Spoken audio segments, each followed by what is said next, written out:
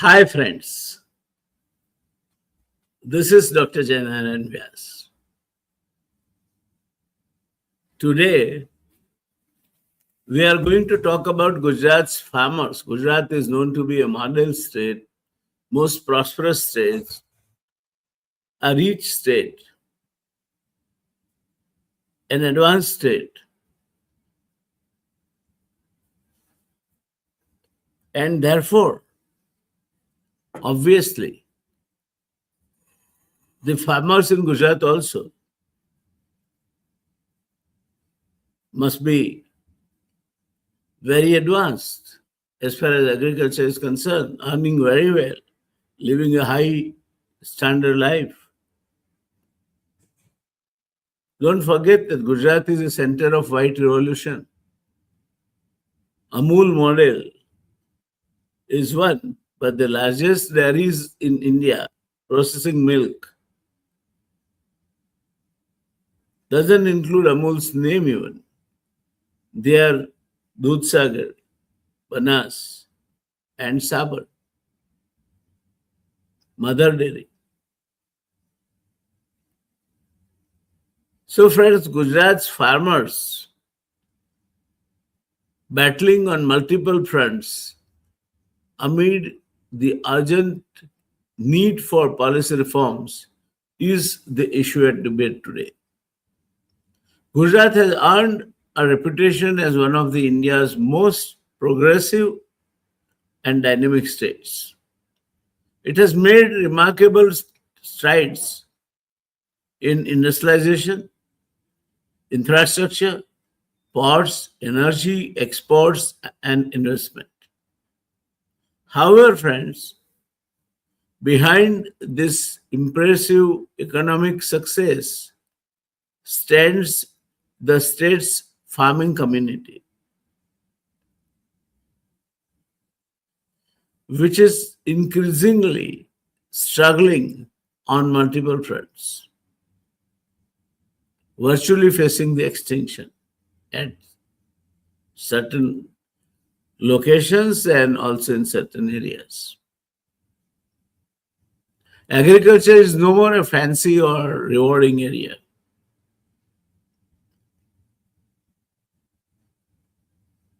It is the foundation of food security. As you may be aware,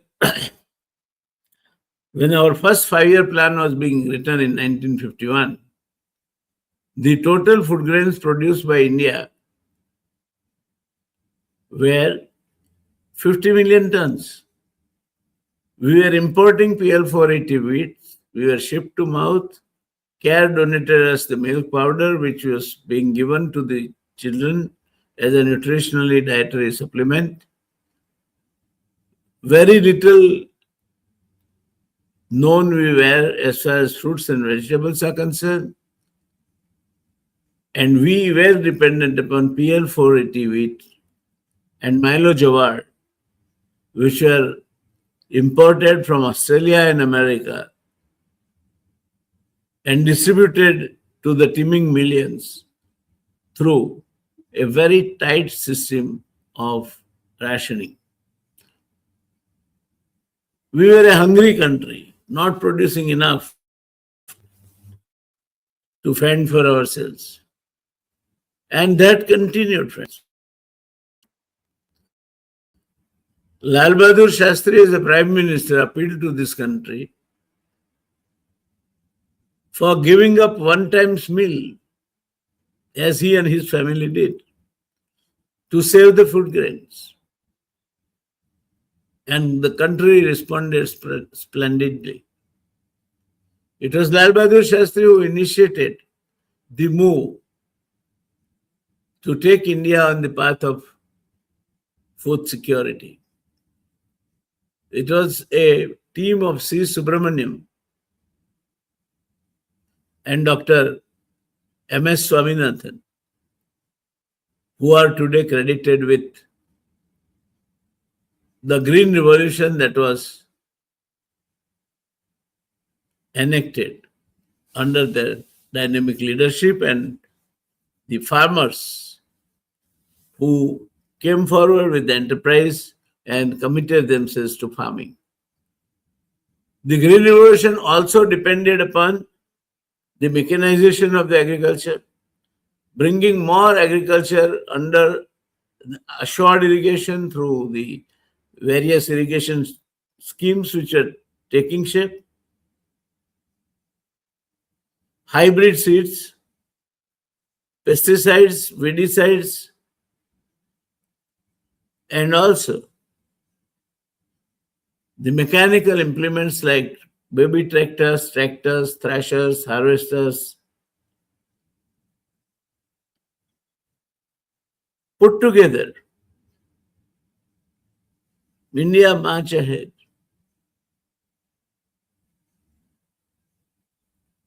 It defeated the uncertainty of the rain-fed agriculture. Despite the fact that almost 80% of agriculture in India was rain-fed,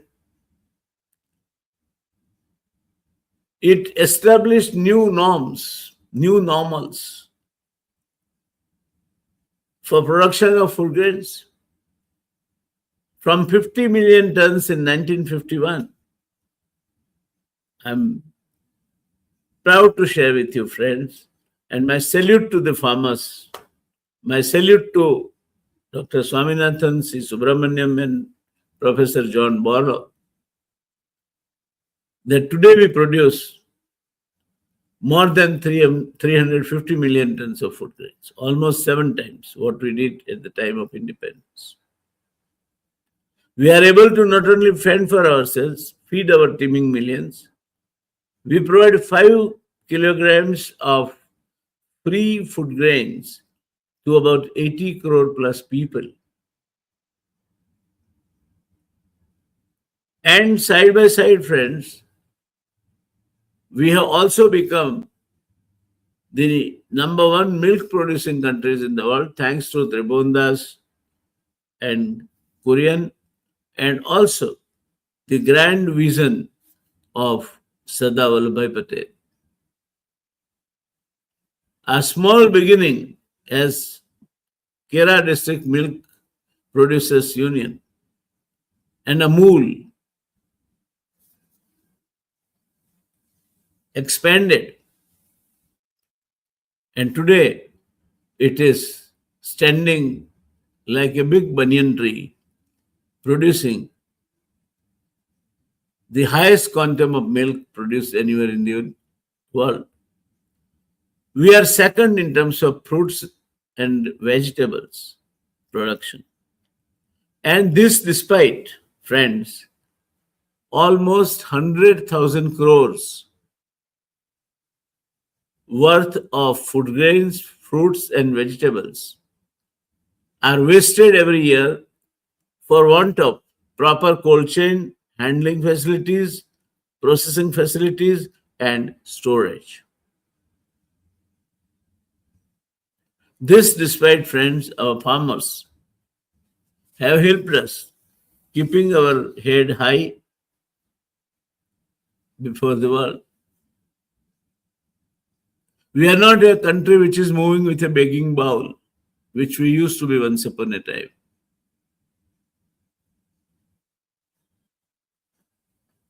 And this has brought India the pride of food security. We produce little more than what we need. And if things go right, for next at least 50 years, India should not worry about food security. Close on the fit is the water security. Here also the problem was imbalanced distribution and no facilities for storage by way of dams, no canal works, networks to deliver the stored water. To insulate the agriculture from the dangers of a rain-fed agriculture. Per capita availability of water in this country, when we wrote our first 5-year plan, in 1951, was little over 5,200 and odd meter cube per person per year. We went on building major dams like Bakranangal, Hirakund, Damodar Valley Corporation, and of course, Sada Sarovar, which is the largest reservoir storing water in India. Sada Sarovar, with its height of 455 feet, stores and distributes water for drinking, power generation, and agriculture irrigation in Gujarat, good enough to meet with the irrigation requirement of about 18 lakh hectares, produces the best quality peak load management power, hydropower, equal to 1450 megawatts, in which Gujarat shares 16%, 57% Madhya Pradesh, and 27% by Maharashtra. Out of 9 million acre feet water Gujarat has got, 8 million acre feet is used for irrigation, shall be used. I won't say it is used because yet Gujarat is lagging behind in creating the canal networks, which is one of the major criticisms against Gujarat. Its dam of 455 feet height is completed. The gates are in place. The main canal, which is world's largest, single largest lined canal flowing 40,000 cusecs of water, is a pride exhibition of the competence of our engineers and contractors. As at one point of time, the World Bank felt that Indians don't have this capability.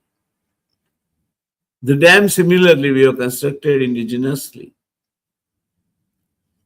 World's largest aqueduct over River Mahi, at 144 kilometers from the dam, crossing 40,000 cusecs of water across Mahi using this aqueduct. We have created a history by constructing world's largest aqueduct and carrying that same water below the river Sabarmati to take it to Saurashtra and North Gujarat. We have constructed a siphon, which is one of the engineering marvels and one of its kind ever constructed anywhere in the world. There are so many firsts that our engineers and contractors, as well as the administrators of the Sada Siro and Navda project, achieved. I had a good fortune to have the perhaps longest association and also association with the implementation of this project at very critical stages. First, as the chairman of SSNL, Sada Siro Navda Nigam Limited, and also later chairman and the minister in charge of this project. A unique distinction so far nobody else has shared. So water scarcity or water security, to some extent, India has tried to answer through the medium of large dams. India has also done a wonderful job as far as check dams are concerned. Small reservoirs, khet talavdis, smaller tanks to store the water in the farms. And yet we have to go long way to ensure that we use the water available to us most efficiently. For example, I talked about 8 million acre feet of water which will be available to Gujarat for irrigation. 0.8 million acre-feet water is available to Gujarat for drinking water purpose. And you'll be surprised to know, friends, that number of villages in Gujarat for years and years were consuming fluoride contaminated water, nitrate contaminated water, creating diseases for which there was no cure. Ladies in Gujarat in certain areas had to walk 10 kilometers, 12 kilometers with a small child to fetch 1 day's quota of water they required. Today, no more. Today, out of 0.8 million acre-feet, Narmada provides all 14,000 villages of Gujarat a soft, fluoride-free drinking water. Narmada also provides 0.5 million acre-feet water to the thirsty areas, mainly desert areas of Barmer and Jaisalmer in Rajasthan, and 0.25 million acre-feet water to Maharashtra as well. So we have done something which is worth mentioning and being proud of as far as water security is concerned. And yet, friends, we are a long, long way away from what we should have been doing. As I told you in the beginning, that when we started writing our first 5-year plan, we had 5,200 and odd meter cube per person per year water available. Today, it has dwindled down to less than 1,200 meter cube per person per year. And the worst is 2/3 of the water is in 1/3 of the Indian subcontinent, and 1/3 of the water is the share of 2/3 of the India. So where it is 1/3 water for 2/3 area, including Gujarat, the per capita availability of water is around 800 or less meter cube per person per year, which according to the world standard defined as water stress condition. And that is why perhaps Dr. Ismail Sarageldin once said, making a presentation, that the future wars will not be over a piece of land, but the future wars will be for water. We have seen the wars on oil, for oil, be it Venezuela or Iran or Gulf countries. Time will come when you will have to worry about the scarce water availability, keeping the agriculture available to meet with the food security, grow crops which are lesser water intensive. When we talk about use of ethanol mixed with petrol, it sounds romantic. And we see a specific joy in the minds of, on the face of Mr. Nitin Gadkari. And rightly so, because he's one of the producers of ethylene. But we do not understand that cultivation of sugarcane requires anything between 48 to 56 inches delta. Producing 1 liter of ethylene, though if we segregate, might need 8 to 10 liters of water, but total process requires 3,000 liters of water per liter of ethylene produced. And therefore, friends, when we export wheat, when we export rice, when we export sugar as one of the major producers in the world. When we export onions and garlic, we are exporting water, understand? And a country which is already a water scarce country. So today what is happening with the farmer is the cost of cultivation is rising. The input costs, be it fertilizers, chemical fertilizers and pesticides, be it hybrid seeds, be it cost of cultivation, the labor that is required, be it cost of mechanization, be it cost of drip irrigation and other things, the cost is rising. And on the other side, the size of the farm is reducing. When we wrote our first 5-year plan, friends, the average size of the farm was 27,000 square meters. Today, average size of the farm is 7,000 square meters. 98% plus farmers are small and marginal farmers in this country.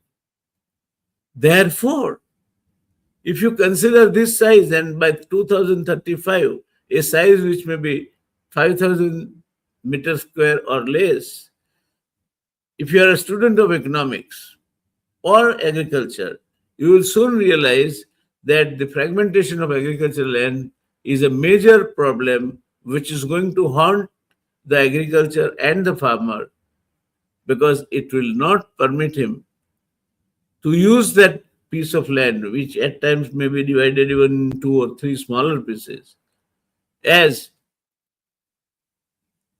a piece of land which can provide you economically viable agro production. And therefore, friends, today, if you ask me frankly, even the most liberal estimates of Swaminathan Committee's recommendation will fall short of expectations of farmer. They will not make farmers self-sufficient. The days are gone. We have wasted the time. The piece of land is becoming smaller, smaller, smaller, and smaller. Water availability, similarly, is dwindling, decreasing. The other inputs like chemical fertilizers, pesticides, and also hybrid seeds are becoming costlier and costlier. So how are you going to make, in this scenario of fragmentation of agricultural land, the agriculture viable? No matter whatever you give as per Swaminathan Committee's eval or report, even with that, the agriculture will not be viable, because the piece of land that will be available to the farmer in 1 or 2 or 3 pieces will be so small that it's not an economically viable unit to produce food grains or any other agriculture product, unless you're talking about some high technology product or using the highest technology and hydroponics or kind of controlled agriculture by way of greenhouse or other technology. So we are really in a soup going to be. Gone are the days, and still we are debating Swaminathan Committee's recommendation. I can tell you, as a qualified civil engineer, also a student of economics and management with degrees from country's best institution, Indian Institute of Technology, Mumbai, and the PhD in management under the able guidance of the IIM Ahmedabad's director, former director now, Professor Padma Shri Bakul Dharakia. I can tell you, implementing Swaminathan Commission report is no more going to solve your problem of food sufficiency. It will not solve the problem of farmer giving a remuneration or reward to maintain his family, it is not going to be an answer to your food security either. And still we are in a slumber. Still we are in the era where Adani is putting up the transmission line towers as if he is the monarch of this country. And farmers have to face the double-edged sword. One very sharp sword of Adani and the other that of the government administration, which is put at the disposal of Adani by way of police force. Come to the third supplementary area of income to the farmer, that is livestock. Animal husbandry forms an integral component of Gujarat's rural economy. Dairy farming, in particular, has played a transformative role in improving household incomes. This, how far and to what extent, will remain viable again remains to be seen. The remuneration that these cooperative dairies pay, I have made a study and I have a report available with me, and therefore on strength of that report I'm telling you that the remuneration as a percentage of the production cost which was available to the farmers 20, 30 years before is no more available today. Though they might give increase by way of payment kilo fat, but the costs have gone up. Production of milk is one of the costliest production exercise for them. Yes, still farmer is happy with it because this is a secondary income. He doesn't consider the labor he is putting on. He doesn't consider the cost of fodder he is feeding. He doesn't consider so many other costs. And with that, he is happy that every week the dairy pays him for the milk supplied. But the real butter is churned away by the management of the dairy, increasingly becoming political. One of the major banes or abhishaps of Bharatiya Janata Party coming to power is making cooperative movement also as a political movement, issuing mandates for elections to the cooperative dairy, to the cooperative banks, to the cooperative sector institutions. That means these organizations are increasingly going to be used for financing election rallies, organizing huge mammoth meetings for the prime ministers of the day, so on and so forth. So you are burning the candle not from both ends, from many ends. The management, no more the same management which was very committed, principled, prudent, austere, and lived day and night, breathed every breath they could in the interest of the farmer.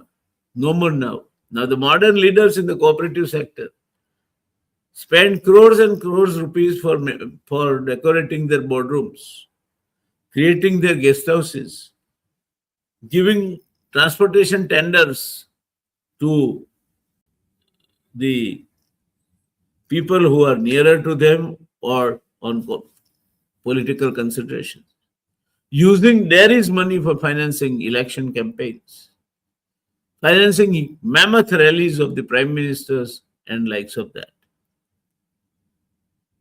Therefore, ultimately here also the farmer is being deprived of the legitimate reward which he should have been getting and which has made India the number one milk producing country. Remember 1951 when you were writing the first 5-year plan, the country was dependent upon care milk powder donated for providing nutritionally dietary supplement to the school children. No more now. Small farmers are also not capable of making value-added products out of their crops. So 98% of the farmers, if they fall in this category, if they have leaders who head their cooperative movement and who are supposed to combine their individual strength to make a huge, massive strength in the cooperative sector, are corrupt, visionless, politicalized, politically motivated, more concerned about their political career, what happens? Why have you to have a department of cooperatives? For this purpose, that you can politicalize everything in the cooperative sector to meet with your own ends so that your only people can get elected to the cooperatives, maybe sugar or maybe milk or maybe cooperative banks or whatever it is. This is disastrous going to be. And therefore, friends, you'll have to think about a comprehensive reform agenda. The challenges facing Gujarat's farmers and farmers elsewhere as well demand a coordinated and forward-looking policy response. Some of the key points include promoting climate-smart and water-efficient agriculture, establishing water-based agriculture advisory centers in every tehsil, scaling up AI, drones, and precision farming technologies, developing food processing and value addition clusters across districts, strengthening farmer producer organizations, FPOs, through professional management and easier access to finance, expanding agriculture export zones with international quality certification facilities. India is the largest country producing mangoes in the world. How much of our production is exported? Expanding agriculture export zones with international quality certification facilities, which is a basic requirement. Investing in cold chains, warehousing, and rural logistics infrastructure to prevent the losses of crop, fruits, and vegetables.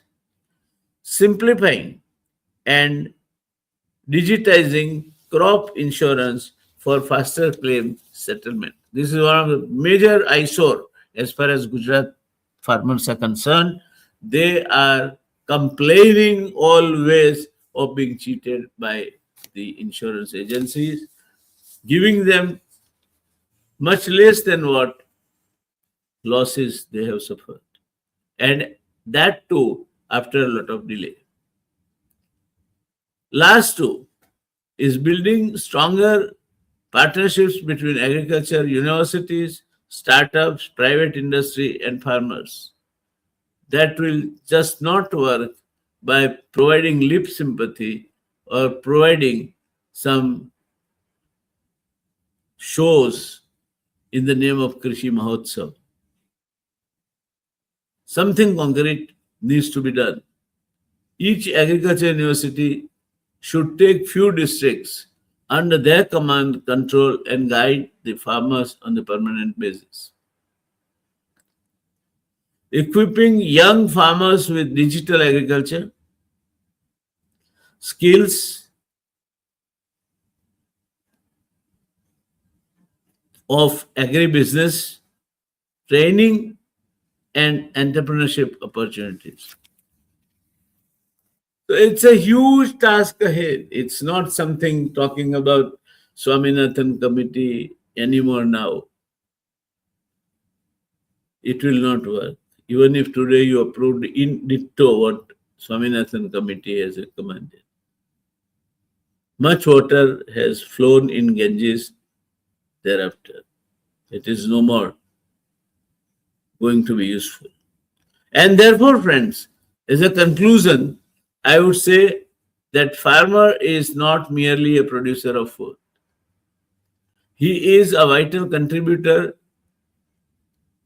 to Gujarat's or anywhere else country's economy, a supplier of raw materials to industry, an exporter, and the backbone of rural society. If farming ceases to be profitable, rural migration will accelerate. Food security will be under threat, and the border rural economy will suffer. The central question is no longer whether farmers are facing difficulties. Yes, they do. The real question is whether Gujarat government is preparing to agriculture. The Gujarat government is preparing its agriculture sector for the next 25 years. The answer is big and loud no. Showmanship only will not work.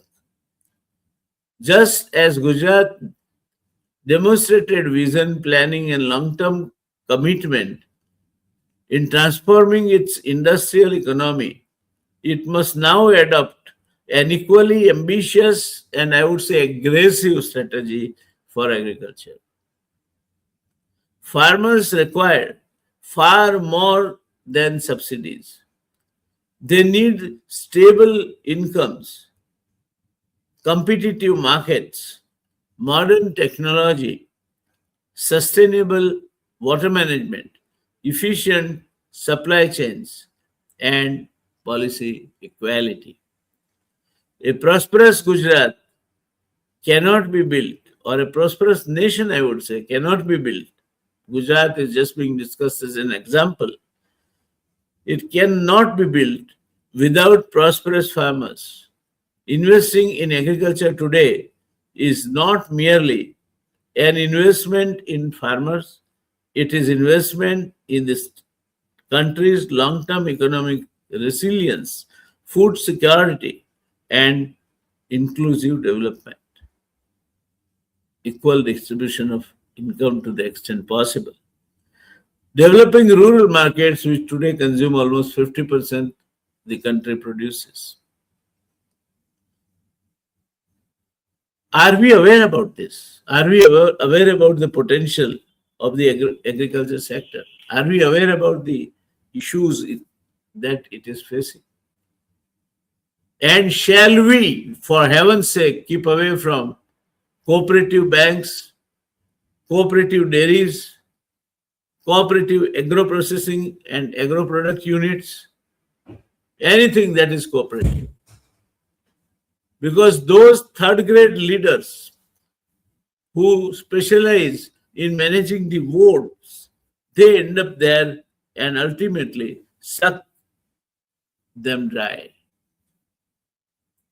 It is this that has now created a situation where agriculture is gasping for air, and by any chance, if agriculture fails, understand friends, it is providing direct, indirect 50% of employment in this country, around 50% plus market of the various products produced in this country, food security, and finally, some important raw materials like potatoes or sugarcane, soybean, groundnut, etc., cotton, to feed the industry in this country. It is far more important than any other activity. If anybody asks me, I would without hesitation say that like our armed forces, defense has a distinguished importance. They cannot compare with any statistics. Similarly, to judge the agriculture by stupid statistics that it only is producing 16% of the GDP will be an utter nonsense. That will create a situation for India which will be so horrible that the country might break. The starvation deaths might be crossing unbelievable marks. Are we ready for that? I'm sure we are not.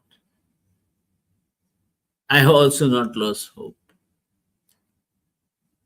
But you should be aware, because you, as the people, you should be dictating, you should be guiding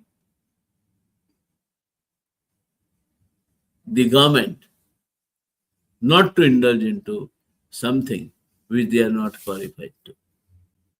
Thank you, friends.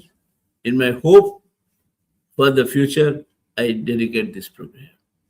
In my hope for the teeming millions who get 80, the teeming millions, those 80 crore people who get 5 kg per month free grains, I dedicate my presentation to a child who gets milk for reducing the malnourishment. I dedicate this to those cattle breeders who have made India number one milk producing country in the world, so on and so forth. And let us not forget, most important, though last but not the least, the agriculture sector, which directly, indirectly accounts for 50% of the production in this country. So let us not judge it by percentage of GDP it produces. It is much more beyond that. Thank you, friends, for your undivided attention. Thank you. Namaskar, Dr. Jaynarayan Vyas returns you to this